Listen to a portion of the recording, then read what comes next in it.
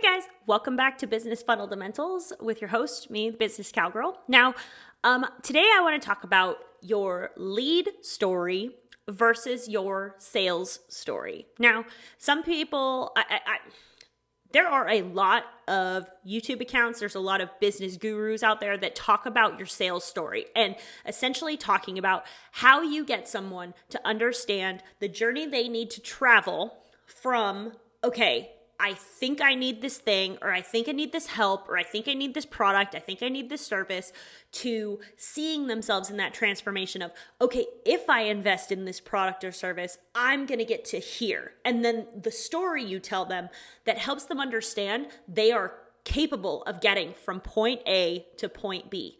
But ultimately, if you took that story and tried to tell somebody if you tried to tell somebody too early in the process, meaning that they don't even know what their problem is, they don't even know what struggle they're really having, they mistakenly are, and this is something when I was a tech consultant happened all the time. People really don't know what their real problem is. They know what the consequences are of those problems. They don't actually know how to articulate where the problem is really coming from. So when it comes to somebody struggling with something, chances are they don't actually know what their real problem is. They just know what the pain is. They know what the discomfort and the displeasure is. So ultimately, your sales story, this is where you are. This is the pain you're having. This is the discomfort you have. And here's where you want to go. And our product's the one to get you there. If they don't know, if they're unaware, if they don't know, they only know about the pain. They only know about the discomfort. They only know that they need something, they don't know what. And maybe they don't even know what the problem is. Then ultimately, you need a different story to get them from, who the hell are you?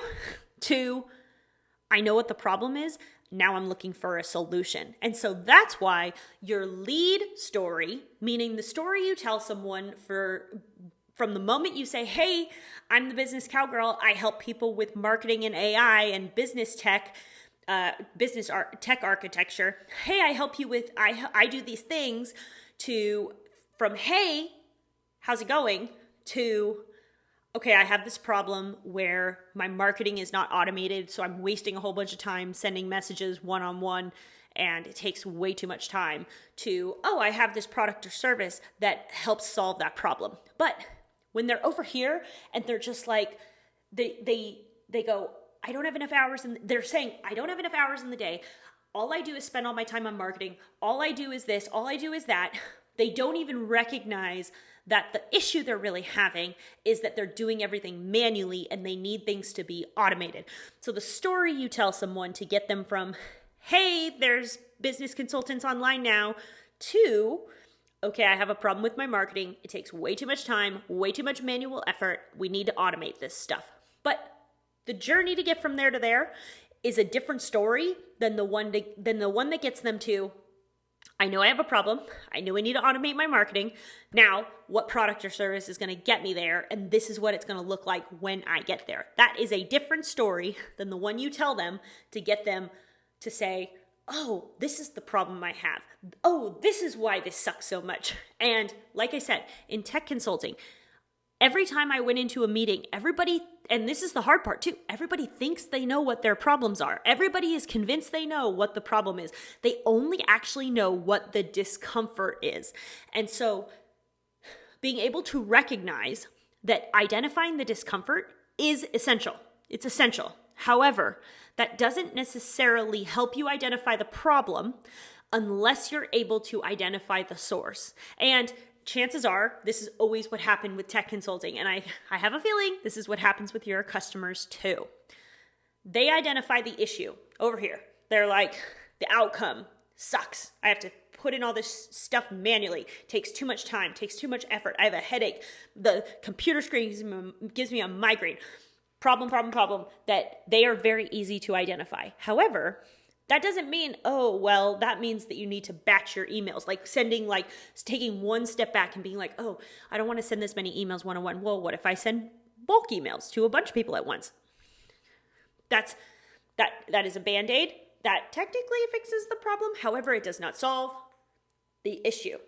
So I'm just giving this to you guys as food for thought do you have a different lead story than you do for your sales story? Because ultimately, what's going to resonate with somebody when they don't know what their issue really is compared to when they know what their issue is, but they don't know the solution to the problem they have? Those will be two different stories.